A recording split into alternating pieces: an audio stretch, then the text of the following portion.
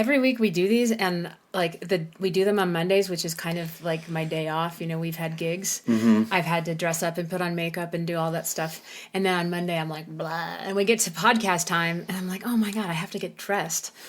I have to at least put on lipstick and mascara or something. And today I was like, well, I've been wearing a headband all day since I took a shower. I never took it off after the shower. So, well, just going to go with it. Looks cute. I did put lipstick on. Me too. So before we begin, this podcast is brought to you by Performance Hive, Voice and Music Studio, and the concept of organizers under your bed.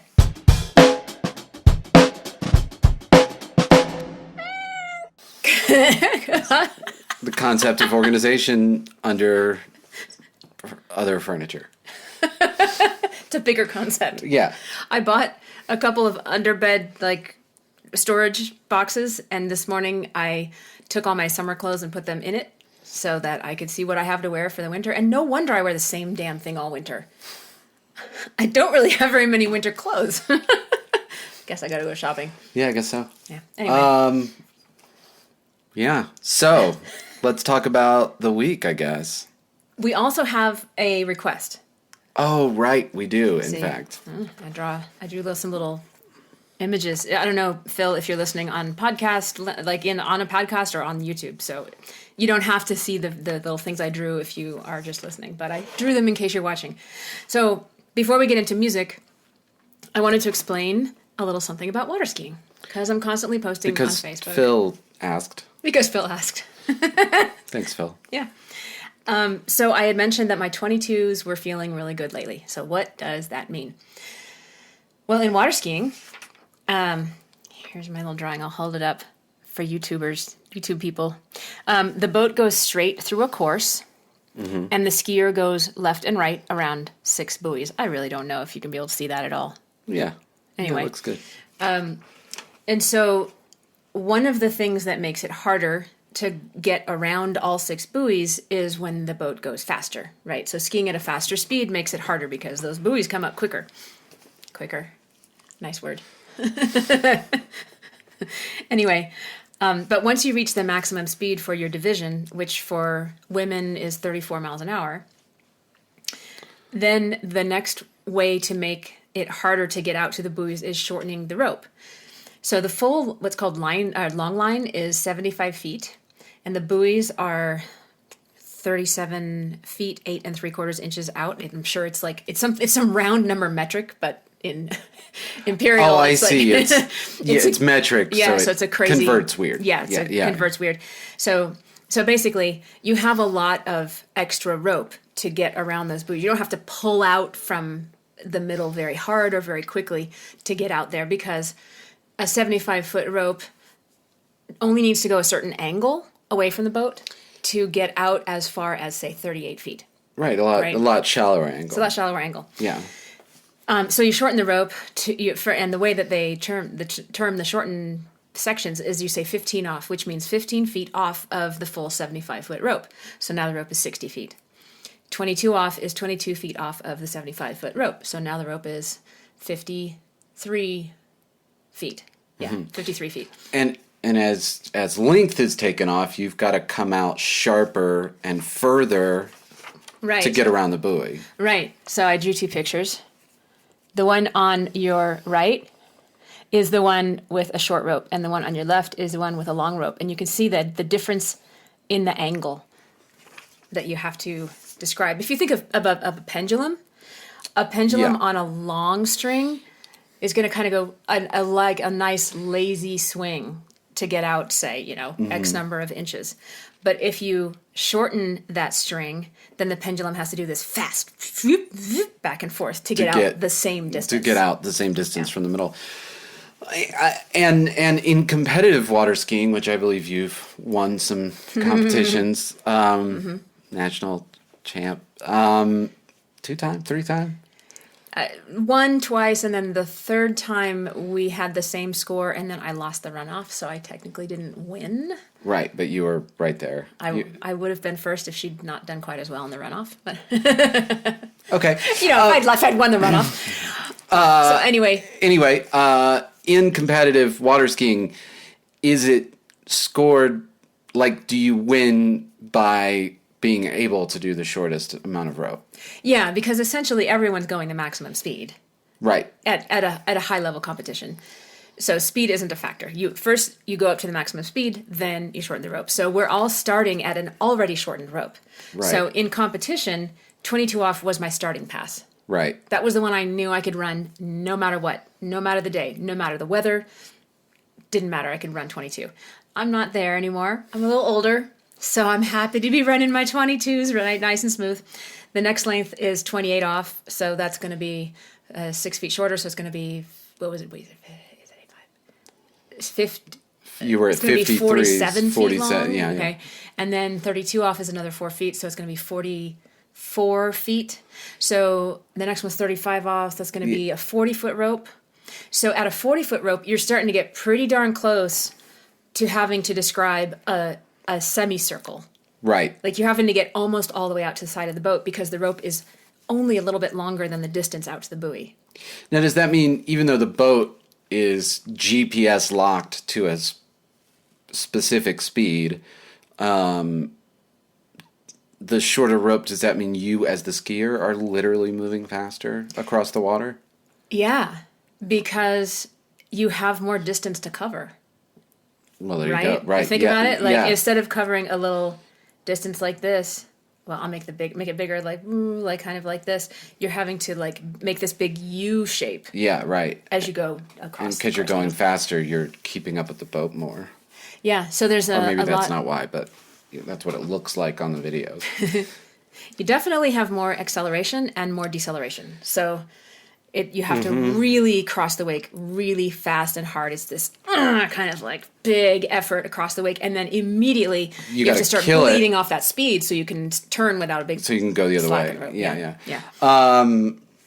And I've ridden on the boat once, and what is it, 34 miles per hour? Mm-hmm. Does not sound like a lot because you're used to being in a car. In a boat, 34 miles an hour is like, It's a little fast. it's a respectable Yeah. speed. Like your sense of how fast you're going is Yeah. like, whoa, especially on Yeah. the little lakes that Right, people right. ski on out here. Yeah. So my best is skiing around a couple of buoys at 38 off. So that is where the rope is shorter than the distance out to the buoy, even if you took it out 90 degrees. And the difference in distance is made up Wow. by your body. Is your body. Yeah. So literally the rope is shorter than the distance you need to get out Yeah. to the buoy. Yeah. That's pretty amazing. Yeah, and- I have to ask about this every time. I don't know why it's such a hard concept. So like you, It's weird. We talk about it the wrong way. You know, in Europe, they say how long the rope is. So are you skiing at 11 meters, 12 meters? You know? right. But here we say 38 off. Right. And you're like, let's see, 75 minus 38. What does that mean? But, you know, we don't think about how long it is. We Yeah, just use the yeah. terminology. And the bigger number Means it's harder. means it's harder, but there is something about it that makes it seem like Bigger number, but shorter rope. Wouldn't 22 be better? But it's not. And I always get mixed up. Anyway. So thanks for I'm asking sure that. Phil, being a smart, mathy, sciencey person, will probably understand all of that perfectly well. Cool. Anyway. So that's water skiing. Yeah. So, And the event is called slalom. yeah. Yeah. Okay. That's you're slaloming, you know, like on a ski run, like a Right. downhill ski run. Yeah. I also did the trick event and the jump event for a few years. But Oh I'm right, not as- that's how you got hurt. jump was the reason I'm in Colorado, actually. Wow. Yeah. I tricked all right. I could qualify for nationals with my trick score alone, and I could qualify for nationals with my slalom score alone. Now, if you can qualify for 2 or 3 events, there's like a little bit of grace for your third event. So like, Oh, you don't have to be great. you can, yeah, there's a little lower qualification level. Yeah. So I would qualify for slalom and trick, and then my jump was just barely enough to do it at nationals also. So I did a couple years, but I had a jump crash in Florida in May of '99, and I had just turned down a job offer in Boulder like a week earlier with some people I'd already worked with. And when I had to spend a month on crutches, I decided I would go out and visit Boulder, Colorado, because I didn't have anything to do. fell in love with it, changed my mind, took the job. The rest is history. Yeah. Anyway. So we wouldn't have met. So I can thank whatever accident you had. Yeah. It's funny that we both lived in Florida, and like you even played in Orlando while I lived there. We would have played in Orlando in those years several times a year. Yeah. I mean, not every month, maybe. A couple of years later, we probably were every month. But, we were down there all the time. Yeah. Small world. It makes you wonder who else is walking around your neighborhood who doesn't mean anything to you right now. That's a funny 20 thought. years from now, this person's going to be like, you lived on 39th place too? Yeah. Or whatever. We lived on 39th Avenue. Yeah. It's, that's a weird thought. That is definitely, Yeah, you never know. It's coming. you really don't know what's coming. Anyway, so music. We should probably talk about music before this podcast Yeah. gets way off the rails. Gets too philosophical. What do we do? So what do we do? We went Boulder Dinner Theatre? Boulder Dinner Theatre. We love Boulder Dinner Theatre. We probably talked about all the reasons why. Mm-hmm. That was the first time at BDT with Petty Nicks. Mm-hmm. And I think it went better than I was expecting. I mean, I expected it would go well, but I was a little worried how well we would do with the slightly lower energy, lower volume. It's a great room. Sound is great, like we mentioned. Yeah, but it's just like, but you just can't be that loud. Yeah. Partially because the room is designed for plays and stuff, so it's live and sound spreads out very well. But we did just great, and I was a little concerned about it being seated because oftentimes there are a lot of people who do want to dance, and that's part of it. Then some people did get up and dance. There were the people directly to my right who kept distracting me because they were dancing in my periphery. And they were the only ones dancing, I think. Yeah, and so it just kind of kept like, oh gosh, what is that? Movement over there. Yeah. It just went great. We did American Girl differently. We tried out the new idea for American Girl. The idea that we stole from The Killers, which we talked about a couple podcasts ago. Right. Where they played their biggest hit in a different way and then played it again the regular way. Right. So we did American Girl as a total piano ballad. Me singing instead of Julian. So everybody left the stage. Then, we were expecting them to call for an encore. Thank goodness they did.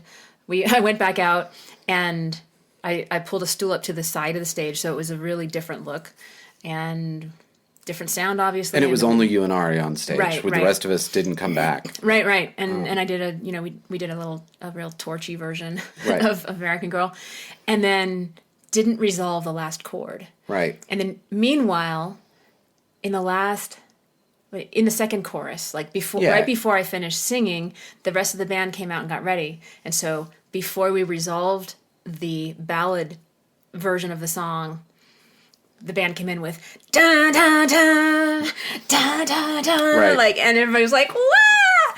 It was so good. It was just like we hoped. And it lit the room up when we did that. It was pretty amazing. I also loved that we were able to just put that together in sound check. Yeah. We're very lucky with the people we work with that we were just able to be like, hey, here's the idea. And we tried it like one time and we were like, good. And then Ryan was pitching ideas about, accenting, and then Ari was like, hey, what if we did that 4 times and then we go into the normal thing, and then we were just kind of like, well, you do this and you do this, and we tried it once and we were like, great, that's awesome. Like, and then we did it at the show. It was fine. It was like you wouldn't even say we rehearsed it. We just kind of like planned it and then did it, which is a real luxury. Yeah.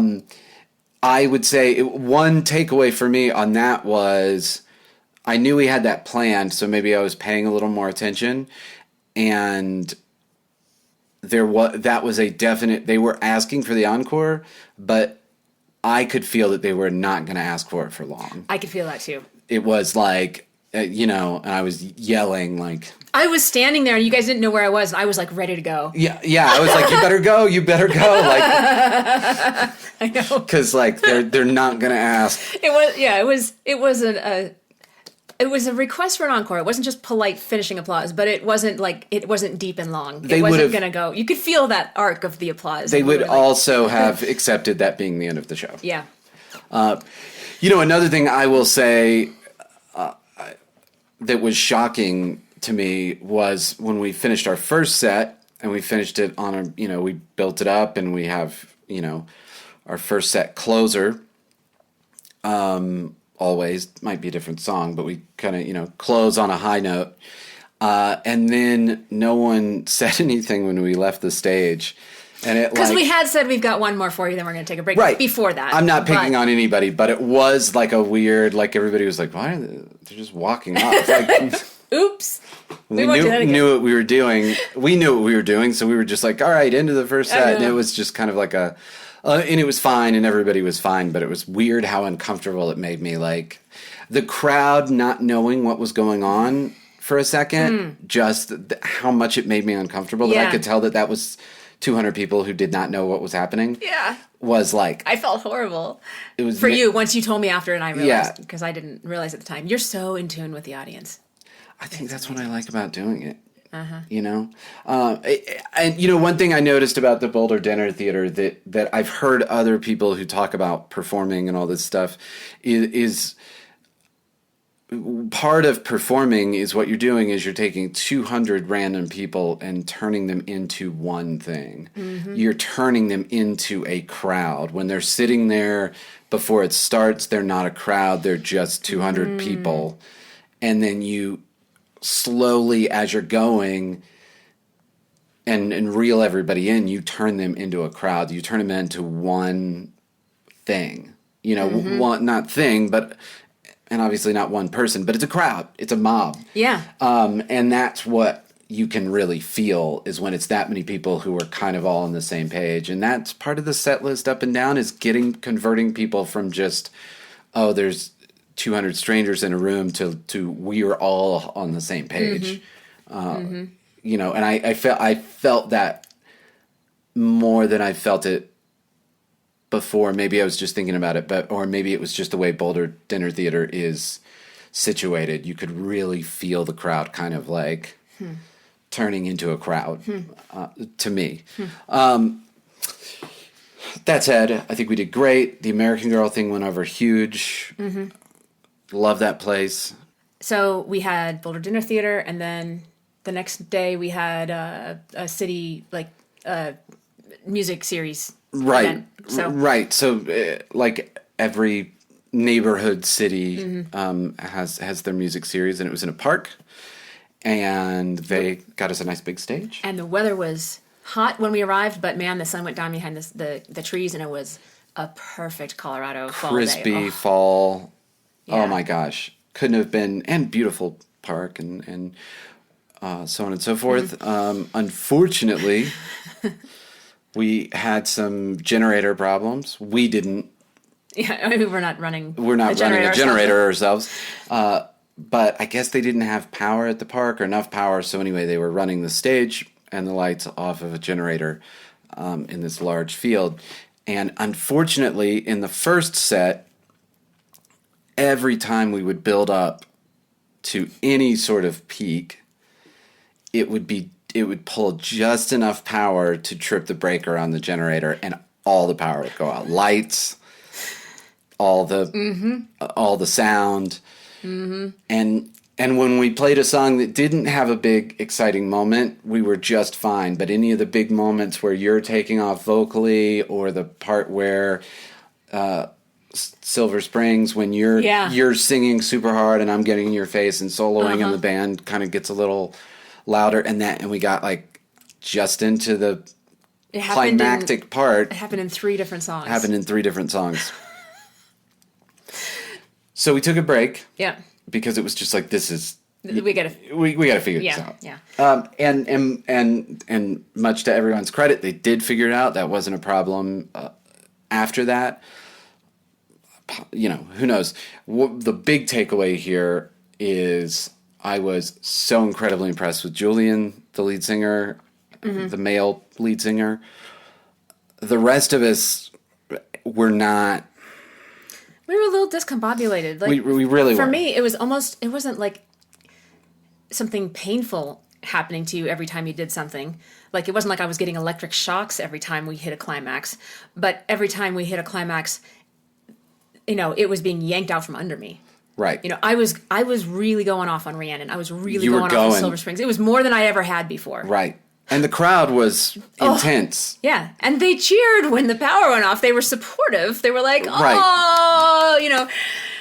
And so I was a little reticent to like go there again. I was like, I'm going to walk a straight line through the second set. I'm just going to, like, I don't have it in me to be exploratory the rest of this set because I've been exploratory 3 times and it's gotten yanked out from under me. Yeah. Yeah. But Julian came on and started the third set, and he has a bit of an ad-lib in the first song, and he went wild. He was just growling, and I was like, okay, thanks for like whipping us back into shape, Julian. He did. Like, he really did. We were like, yeah, man. And I was going on stage being like, I mean, sure, let's try it. Then we're going to have to see this is not going to work, and power's just going to keep going out. And I was not expecting to even do a second set, really. But we had to try. And, man, Julian brought it. Yeah, he was the hero. And it made me think, like, how rare it is that musicians even have that in them. There are so many great, great, great musicians, amazing musicians, but they're not. Maybe it's not even a value judgment. Not everybody needs to be able to do that, but the engine to be able to go, I'm going to light this up and light everyone up around me, and we're going to go hard because I say so. Not everyone has that ability, or maybe they would if they realized it, but that's kind of the same thing as not having it. I was blown away. Julian is the real deal, which I know Julian might be listening. Eventually. He says he gets behind and then he catches up on the way to a gig. So maybe he'll hear this on the way to a gig. Which would be pretty cool. Well, and I keep meaning to just text him and tell him. It just reminded me that, like, oh, this guy is the real deal. Mm-hmm. And it was so much fun, and the crowd was super into it. Mm-hmm. Another time I was telling you, of little kids just losing their minds. First off, it was funny because it's really weird how much, like, little kids, like 6, 8, 10, 12, there were maybe 20-ish of them up at the front, and they knew a lot of the words. An awful lot of the words, which was really surprising because the newest of those songs is 20 years old. Anyway, as we kind of got to the climax of the show, it was another time of kids just losing their mind. Just, like, not even screaming words, just screaming like, ah. You were saying, like, distorted faces like warriors, like, ah! They were like Braveheart extras. Like, running down the hill, ready just to like rah, like they're just like guttural screaming, like just freaking out. It's so funny, like, to me. It's kind of happened several times this summer, but it's just like they just get to this like overload point, and they are just I gotta let it out somehow, screaming. It's so funny, just sensory overload or something. Yeah. And so many little girls, of course, like. Yeah. You just, we've talked about it earlier. It happened in California and happened other places. But it was nice that you went and talked to, a couple people, and that's always nice.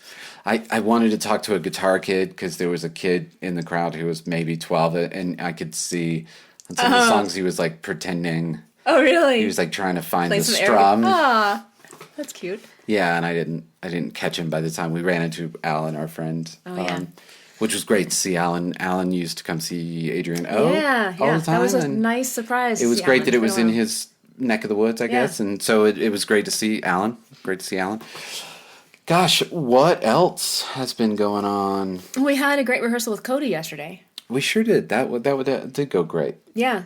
That was a little different rehearsal compared to what we've been doing in most of our situations in all of our bands to date. Because normally our rehearsal is we have these songs, we're going to play them, and we're going to make sure they go fine and then go home.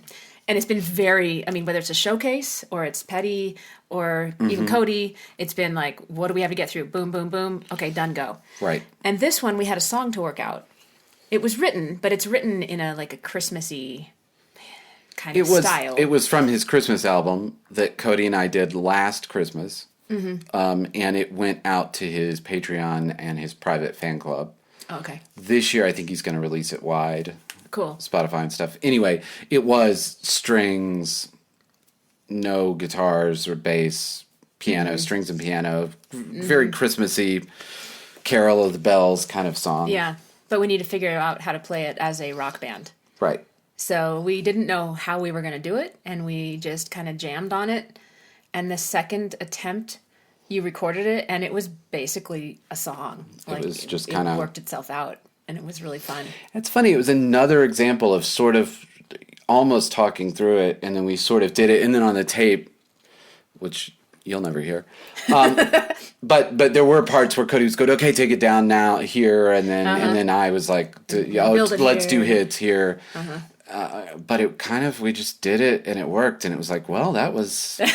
That was way easier than we expected. That was way easier than we expected. Because I'd been so frustrating trying to think of a way to break the thing open and redo it and not make it sound hokey. So there's some melodies that they can so easily get too twangy or bluesy sounding. They just don't sound cool. Like, I love blues sounds and I love twangy sounds.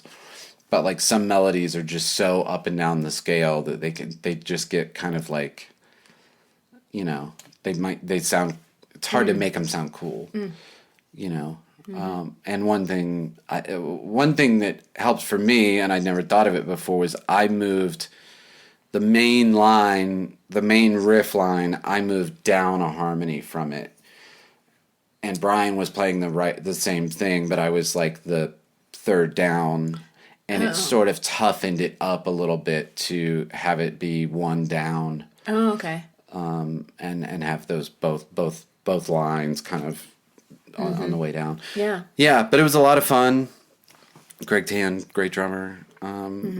Yeah, so that was a different rehearsal. That was a lot more creative. Yeah.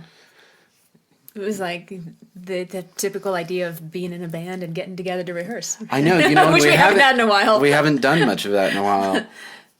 Partially because Cody's on tracks, so it would turn into this amazing amount of work to like get in a room, jam out a new live version together, and then have to go back and recreate tracks that would fit the arrangement. We jammed together, and then everybody would have to rehearse that enough to... It's very doable. Unfortunately, this band is not any of our full-time jobs. So it's just kind of a lot to... It would be time-consuming to do that, but we won't be on tracks for this song, right? No. And that helps... that helps a lot, because now, we're not stuck doing it exactly like that. If we do go longer on a part, it doesn't ruin anything. Feel it and move with it. But I think it's going to work. I think it's going to work. Great. It's really, really cool, I think. It's 7 minutes long, but, that was counting Cody doing some talking over some music bed and so on and so forth. So, yeah, really fun rehearsal. Finishing up Cody's EP coming out in November, finishing up that this week. It has to go to mastering Monday. Woo! So, yeah, we'll see how that's going to be possible. Someday we will finish our second single of the calendar year. Right. I still need to get it over to you. I haven't finished. I mean, I have the vocals recorded. I just haven't given them to you. Right. Because I know you don't have time to mix it.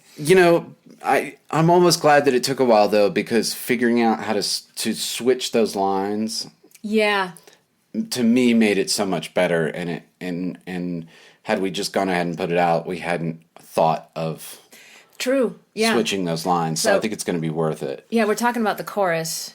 Oh gosh. So we had it that the first line was, "There's heaven and hell above." The first chorus. The second chorus, that line was, so it's like the third line of the chorus. It's like buried in the middle of the chorus. It's the B line of the chorus. Okay. Yeah, and it was in the first two choruses, there's a hell and a heaven above. And then the third chorus was, "You don't know what I'm made of." Right. And what we did is take the "You don't know what I'm made of," make that be the first two choruses, and then the third chorus. And part of what... The third chorus is the heaven and hell. So we swapped them. And part of what it was it wasn't escalating. It was doing the opposite. The heaven and hell line is more dramatic. And it was the first two, and then you were doing the less dramatic line the last time. And that's part of what was throwing me off. Also, that line isn't great. I wrote the song. And that line just isn't great, so doing it twice is it's better to only do it once. But that song's coming, and we'll get there. Maybe by the end of the year. We'll get there maybe by the end of the year. Yeah, that's kind of been everything going on. Yeah, it's been very busy around here. Performance High's growing quickly. You've been working a lot on that. We have new systems, new procedures, people shifting in areas of responsibility. And there's always a lot of, I think there's a lot of stress in any sort of transition. And so. Oh yeah, of course. It's been yeah. eating up a lot of my brain space. Yeah. Well, it's going to be... Stuff. It's going to be Christmas break. I said that in the car on the way home the other day. Oh, it's going to be really? Christmas break before you know it. So we got a break on the horizon. Yeah. At the speed that things seem to go these days. It'll be here in no time. Yeah. Well, that's a decent... what are we at? 32 minutes again? 30... I don't have my glasses on. Yeah, it's 32, almost 33. It's always the same. Yeah, we've got a... It's funny. We've got a little pattern. Yeah. I was thinking about, do you think it would be good if we started calling this a momcast instead of a podcast? Yeah. I'm just joking. Named for the most important people in our audience. Yeah, yep. Other people can listen to. Which, by the way, thank you to everybody who does listen. It is odd how many people mention that they caught an episode here and there, or that they listen to all of them, or whatever. It's shocking sometimes. So thank you all. That's really means a lot. It does. Yeah. We would do it anyway, though. We would do it anyway. So it doesn't mean that much. Okay, I'm going to stop. Okay. All right. See you next week. Bye.